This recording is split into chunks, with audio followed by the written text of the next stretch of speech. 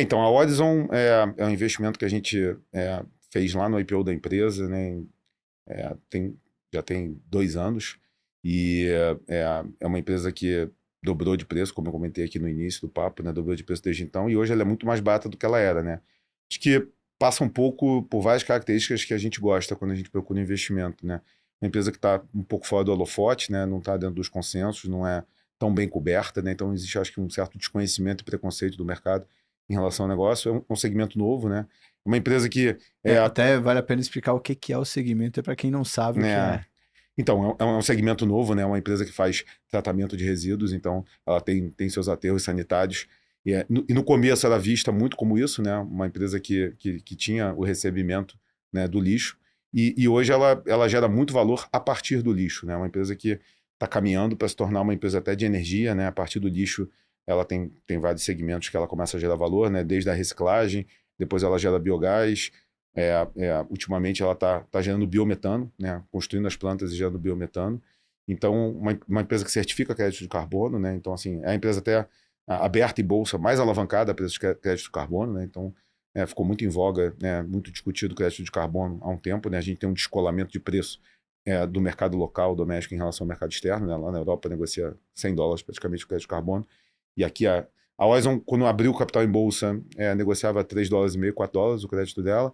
Hoje já negocia entre 6 e 7, então já teve até um delta de preço relevante, mas ainda é muito distante, né? 7 para 100, E né? por que essa distância? São mercados diferentes, né? Então, assim, o mercado aqui ainda não está sendo fomentado, né? Então, você ainda não tem um mercado regulado de crédito de carbono, está até sendo feita a legislação. Então, tem tudo para gerar o estímulo para esses créditos cada vez serem mais transacionados, né? E você conseguir atingir um equilíbrio. Quanto maior o preço do crédito, até você gera o incentivo correto, né? Em quem está poluindo ter que pagar mais caro e Uhum. quem está ajudando, né? Contribuindo a receber o crédito disso, né? Mas Então, até assim, acho que o primeiro gatilho de quem está ouvindo isso é esse crédito que aqui é 7, lá é 100, pode chegar a fechar esse gap? a gente não tem muita opinião para qual nível vai. Só acha realmente muito discrepante. Eu acho que é só uma Uhum, opcionalidade. A gente tenta projetar até de forma conservadora. A gente mantém US$ 7. A gente não tem uma premissa agressiva nesse sentido, uhum. mas entende a sensibilidade do modelo. Para ter ideia, para cada US$ 5, né, de crédito de carbono, gera 25% de valor na empresa. Então, assim, é bastante coisa. É bem alavancada a preço de crédito de carbono. Mas, de novo, a gente adota premissas conservadoras, mantendo o valor constante. Isso foi uma surpresa até lá atrás, a gente vai falar um pouquinho disso, desde que a gente alocou no IPO, né, essa empresa ficou mais barata por conta disso, as revisões que a gente foi fazendo no modelo ao longo do tempo, seja por conta de excelentes alocações de capital, M&As que ela fez ao longo do caminho, o crédito de carbono, novamente, a gente projetava US$ 3,50, 4, quando a gente botou para 7, só isso também gerou um valor relevante na empresa, né, esse delta de 3. É uma empresa que de lá para cá, né, desses 2 anos, ela gerou R$ 31 a mais no nosso target, né? Então, assim, e novamente, target não é um número assim muito, muito exato, mas foi gerado esse valor ao longo do caminho, então foram R$ 31 a mais, uma empresa foi colocada a 22, então hoje o preço da ação está 40, então são R$ 18 de apreciação contra 31 de valor, então é só para colocar aí numericamente, por que eu digo que hoje ela está mais barata do que ela Tá, estava lá então atrás, mesmo subindo, ela dobrou de preço e está mais barata do que ela tá, estava lá. ela subiu 18, mas no A seu geração de valor na geração de valor dela foi 31. subiu 31. Isso. Então, Hoje é uma empresa que a gente vê a 18% de TI real, né, taxa interna de retorno real, né? É uma empresa que o EBITDA dela em 2022, só para dar alguns números para ter ideia por que a gente fala essa geração toda de valor que aconteceu no caminho, né? O EBITDA dela em 2022 foi 200 milhões e a gente projeta 2027 vai ser 1,4 bi próximo disso. Então, assim, é multiplicar por 7 vezes em 5 anos o EBITDA. Óbvio, houveram muitos investimentos, o CAPEX está sendo alto ao longo do caminho, a alavancagem da empresa bateu agora perto de 3 vezes, está reduzindo um pouquinho, mas é só para ter ideia da multiplicação, né, de valor que está sendo feita nessa empresa ao longo do tempo. A gente acompanhou esse processo desde o início, nossa posição até no IPO, a gente foi âncora do IPO, mas não era uma posição tão grande, tão relevante para o fundo na época, era uma posição de 3, 3,5, mas rapidamente começou a ser aumentada porque a gente foi ganhando bastante confiança em algumas premissas, né? Teve o deal da Est logo na largada, né? É uma operação muito inteligente que eles fizeram, eles recompraram a dívida bancária dela com desconto enorme do valor de face, pagando entre 15% e 20% do valor de face, só ajudou eles a usarem essa dívida pelo valor de face no leilão, né, de recuperação judicial da Este. Ela escolheu os ativos que ela queria, né, e aumentou bastante de tamanho, né? Então, assim, ali ela aumentou 70% o tamanho dela, 75% o tamanho dela, só com essa aquisição desses aterros. Então, uma empresa que foi tomando decisão acertada de alocação de capital, né? Teve esse último movimento agora para investimento em biometano. Ela já fez uma joint venture com a Compass, né, do Grupo Cosan. Isso é um enorme selo de qualidade, né? Uma holding também que é super diligente na forma de fazer investimento, calcular o retorno do que está sendo investido. Hoje ela tem uma joint venture com a Compass para fazer o biometano no aterro de Paulínia. E ela vai expandir essa operação para todos os aterros dela. Então, assim, tem um outro driver de crescimento, né, da Orizon que sempre nos chamou a atenção lá de trás, né? É que hoje no Brasil, como é que é o mercado, né? 60% são aterros sanitários, né? Que é regulado, bonitinho, que nem feito o da Orizon. E os outros 40% dá para chamar de lixão, ou então aterro controlado, que está fora, né, das regras. E aí teve o marco do saneamento, que faz, a partir de agora, até agosto de 2024, o fechamento desses lixões e desses aterros que não estão em compliance, né, com essa nova regulação. Então, você tem um mercado de 60 que vai absorver esse mercado de 40. Então, você tem um crescimento aí orgânico, né, a princípio, um potencial crescimento de 66% para esses aterros atuais. Então, assim, é só pela absorção desses volumes que vão ter que ser fechados e vão ter que ser direcionados para os outros aterros. Então, isso já foi um drive de crescimento por si só muito relevante. A gente sabe que no Brasil as datas não são cumpridas, né? Os prazos não são cumpridos, então a gente também não acredita a ferro e fogo que as coisas vão começar a acontecer de uma maneira rápida, mas isso dá uma expectativa, dá uma perspectiva realmente de um crescimento muito grande. E é isso, e aí você crescendo volumes a partir desse lixo e você está gerando valor com reciclagem, com biogás, com crédito de carbono, com biometano agora. Então é por isso que essa empresa gerou muito valor ao longo do tempo e hoje ela está mais barata do que ela estava. Muitas das coisas a gente não tinha na conta, a gente não conseguia fazer. O biometano, por exemplo, é um business novo. A gente fazia conta de biogás na época e agora o biometano está entrando bastante na conta também. Então, acho que assim, o Eduardo Ayama, né, que é o CFO da Eletrobras, participava do conselho da empresa. Então, assim, eu acho que a gente viu o conselho, o management da empresa tomarem decisões muito acertadas ao longo do tempo. É isso que eu estava falando de toda vez que você via uma decisão para ser tomada, uma bifurcação, um ponto que deveria ter sido escolhido um caminho, eles foram escolhendo os caminhos certos ao longo do tempo. A gente foi presenciando, vivenciando, a gente contribuiu em alguns aspectos, em alguns temas a gente conseguiu contribuir com eles. A gente não é um investidor ativista, mas faz de uma forma meio passiva, mas contribui com eles, né, com alguns temas. Então, acho que tem sido uma história muito, muito interessante, muito legal ao longo desse tempo. Eu ia até comentar sobre a história, né? Porque você até falou no começo, né, que é fácil contar a história no mercado, mas difícil é colocar em números, né? Uhum. Ela tem, numericamente falando, né, tem se mostrado interessante, mas a historinha também é boa, né? Tem uma história bem interessante, uma narrativa boa ali de um dos poucos IPOs a serem citados de maneira positiva aqui no Market Makers. Né? Isso é até engraçado, porque quando teve o IPO da Orizon, estava muito até em evidência as tendências ESGs, né? As políticas ESGs. Então, assim, a Orizon tem muito a parte de environment, né? Então, assim, a governança também, acho que o negócio foi super bem construído, o conselho é super bem construído também, mas os controladores, isso é importante, né? Hoje eles têm até menos do que 50%, então eles, ao longo do tempo, tiveram que fazer algumas emissões de ações, eles foram diluídos para baixo de 50%, então eles não tiveram esse apego ao controle. É óbvio que eles controlam de fato a empresa, né? Mas eles têm menos do que 50%, então acho que a gente foi percebendo isso, investido junto com eles, e é daí que aumentou, acho que, a nossa confiança no investimento, né? Porque você via as coisas acontecendo ali, etapa a etapa. Acho que a IPO tem muita pegadinha, né? Normalmente as empresas contam uma história e ao longo do tempo você vai descobrindo se essa história está muito errada ou não, né? Aconteceu esse ciclo de IPOs, acho que tiveram muitas histórias tristes, né? As coisas realmente desviaram completamente da rota. A maioria, né? A maioria. Até ia perguntar se foi o quanto que é mérito total, né? Vocês acertaram a análise, ou quanto às vezes até quase que sorte, né? Porque quantos IPOs dobraram de valor dessa safra? Acho que foi o único, né? Que teve uma... A Orizon, acho que até é a melhor dessa janela aí, desde 2021, 2022, eu acho que ela é a melhor dessa janela. Mas é relevante, assim, eu acho que foi mérito nosso, mas a gente tem muita história triste também. Então, assim, é mérito, mas a gente errou também bastante. Então, não é só... Foi mérito, mas também tem história triste, tem coisa que realmente desviou muito da rota do que você esperava lá atrás. mas a Oizon é uma história de sucesso. Acho que é um negócio que ainda tem muito para ser contado. Eu acho que o legal da Oizon, eu dei essa expectativa de EBITDA, só para botar em número, para realmente entender a magnitude do crescimento, do tamanho que a empresa vai tomar. Mas, assim, é um processo muito industrial. Então, assim, não é muita premissa de crescimento dado a tua demanda pelo teu produto, teu público. Não, é empresa de aterro que recebe lixo residencial. Uma coisa importante até no case de Oizon, que nos atrai muito, é que você sai muito dessa discussão de ciclo econômico, né? No Brasil, ciclo macro, né? Então, você não está dependente desse ciclo, né? O Brasil é isso, as coisas vão mudando ao longo do tempo e mudam uma magnitude relevante. Ela sai muito, ela é muito apartada dessa discussão macro, né, de ciclo brasileiro. Então, isso dá até confiança para ter posições maiores ao longo do tempo, né? Tem alguns pontos que eu queria tocar. Alguns deles, né? Primeiro, como é que é o negócio? É concessão, que ela é uma negociação com o governo, que ela vai explorar esse lixão por anos, e onde que estão esses aterros sanitários. O outro ponto que eu queria explorar também é a questão da governança, porque o passado dos lixões não foi algo tão bonito, né? Era algo que existia muita limpeza de dinheiro, né? Existia isso. Inclusive, tem até uma série chamada Família Soprano que conta a história desses caras que eram donos de lixões e que tiveram até times de hóquei, enfim, né? Tudo uma história muito difícil de entender, mas focado na governança, tentando entender até o passado da Horizon.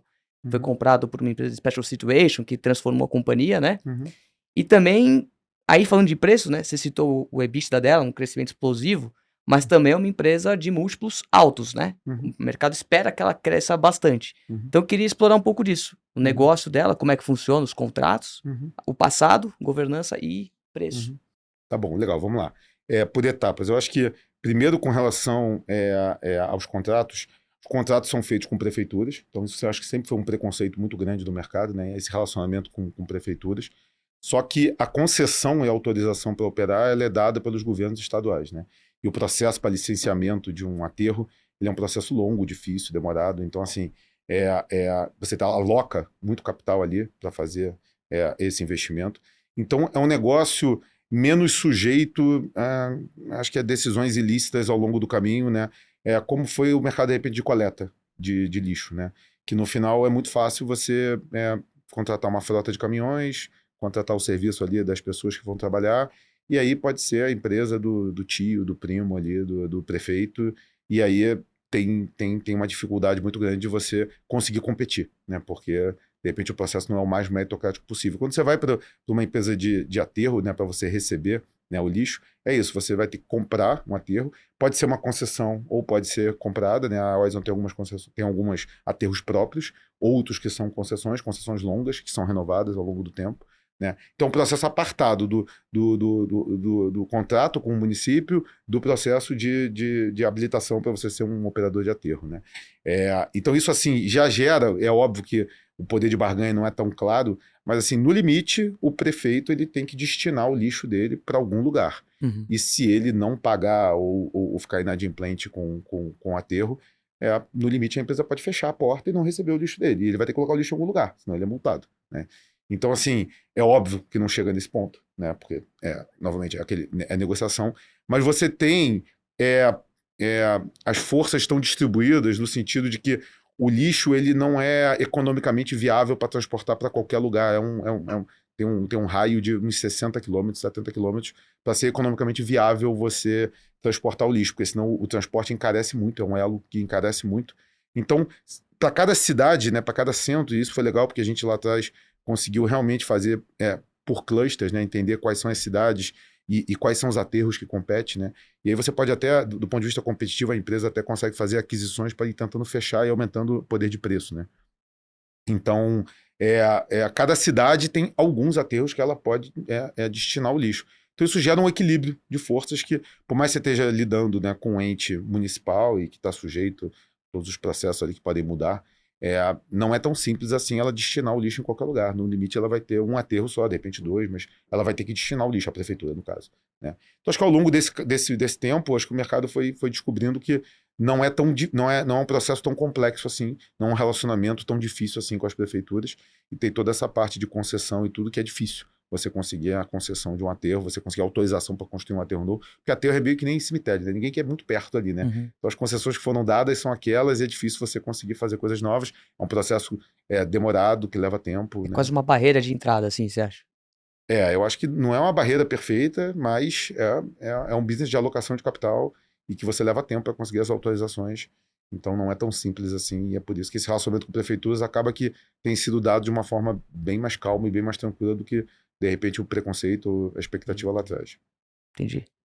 E aí, a outra pergunta é em relação Tem a a questão governança do da família passado Soprano. dela, assim, tentando entender né, como Uhum. que ela chegou na bolsa, mas como é que foi o passado. Uhum. E aí, mais pra frente, falar do múltiplo alto, né? Que Uhum. ela é uma empresa que negocia com múltiplos altos. Uhum. Então, tentando entender como que você balanceia isso. Tá bom. Eu acho que assim, do ponto de vista de governança, como eu falei, a empresa acho que conseguiu construir ao longo do tempo um conselho super atuante, super eficiente. Como eu falei, o próprio Ayama participou do conselho recentemente, a Carla Bertolo também. Então, assim, pessoas, o Gerson Kelman, que foi da ANEEL. Então, assim, gente super qualificada contribuiu com a empresa ao longo do tempo. Uhum. Eu acho que essas decisões de perder controle, né, abaixo de 50, acho que mostra muito mais um viés realmente estar preocupado com a geração de valor do que o controle em si, né? Então, assim, da forma que foi construída lá atrás a empresa, é porque tinha uma empresa, ela veio em recuperação judicial, teve a Hashtag, tudo é uma empresa alavancadas. Isso chamou atenção, acho que do início, porque as alavancadas eram muito altas e no final acho que a empresa conseguiu entregar ao longo do tempo o valor, né? Esse negócio foi ajustando. Então, assim, a gente não vê nenhuma ressalva de governança nessa empresa, nenhuma ressalva mesmo. Com relação a múltiplo, eu acho que assim, novamente, quando você começa a dobrar o EBITDA, né, é óbvio que você está no estágio inicial ainda. A empresa vai entregar agora, entregou 300 milhões de EBITDA nesse ano agora de 2023. 2024 vai entregar próximo de uns 500, 550. Então, assim, você está dobrando quase base em cima de base. Saiu de 200 para 300, vai para 550, depois vai para 700. Então, assim, olhar múltiplos EV/EBITDA em uma empresa que já afundou grande parte do CAPEX, está afundando o CAPEX aí ao longo do tempo, mas não é a métrica tão correta ficar olhando esse EBITDA agora corrente. Essas coisas. Tem uma outra particularidade, né? Crédito de carbono, ele não passa no resultado o tempo todo, às vezes ele acaba mantendo esses créditos em balanço para conseguir negociar um preço melhor. Então, isso tem um descasamento de período, né? Às vezes a empresa certificou o crédito daquela geração ali, né, que ela teve no ano, mas não vendeu, então não passou em resultado, está em balanço ainda, então tem um espaço ainda para reconhecer isso.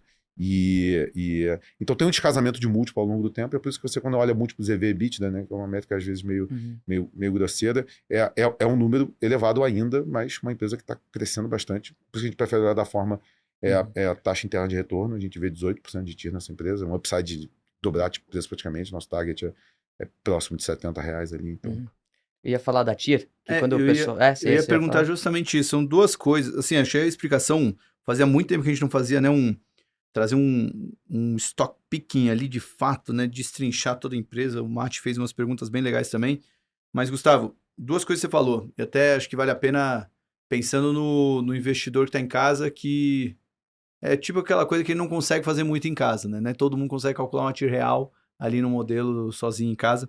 Mas o que é essa TIR real de 18%? O que significa ali? Como é que você chega nesse número?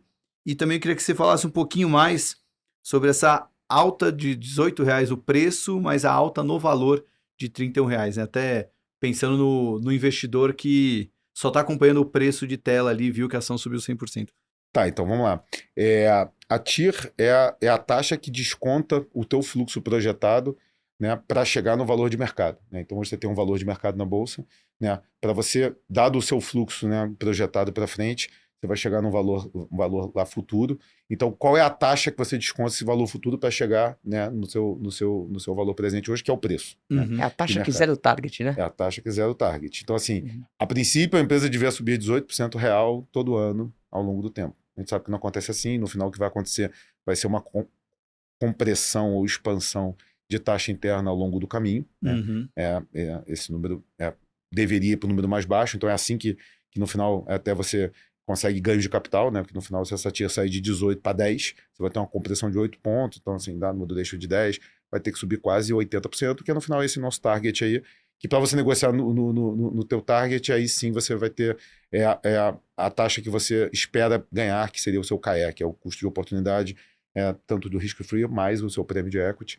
Então, assim, essa gordura adicional, né, é o que vai fazer gerar essa compressão para você ter o upside. Então, assim, É meio que assim, com base no que você espera de resultado futuro para a empresa Uhum. e com o preço que ela está sendo negociada hoje, Isso. ela teria que entregar 18% ao ano acima da inflação Todo ano. todo ano. Todo ano. Isso. Que é um resultado absurdo. Isso é Então, engraçado. Isso é bom até pra gente linkar depois com aquele outro assunto, mas é isso. Que é o prêmio de risco, né? Exatamente. Você vai ser remunerado a 18% todo ano, né? Para carregar esse papel. Vai ser mais, ela vai ficar provavelmente mais cara. Se subir mais ano a ano, ela vai estar ficando mais cara. Se subir menos, ela vai estar ficando mais barata. Mas é isso, é a taxa que zera o teu fluxo para dar o preço de mercado hoje. entendi. Né? É uma forma de olhar, né? Outra forma de olhar que é a mesma coisa, análoga, mas assim, é você descontar a taxa que você acha justo. Então, se você achar que a taxa justa para descontar essa empresa é alguma coisa próxima de 10% real, 11% real, ela vai para um target, que é o que a gente faz, vai achar um target de R$70. Aí é o preço subir de 40 para 70 para ir para o nosso target de R$70. São duas formas de olhar, é a mesma coisa, mas Entendi. a gente gosta de beleza. uniformizar a partir de ti. E acho que a outra, acho que já ficou claramente explicada, né? Que a ação subiu 18, mas o valor dela, que é muito das contas que vocês fazem. A conta é como se o target que a gente calculasse lá atrás foi acrescido de R$31. Aquele target que tinha lá atrás foi acrescido de R$31 e a ação subiu R$18 no caminho. Então, hoje a distância do preço para o nosso target está maior do que era no passado. Mesmo com a ação tendo subido, a distância do target está maior hoje.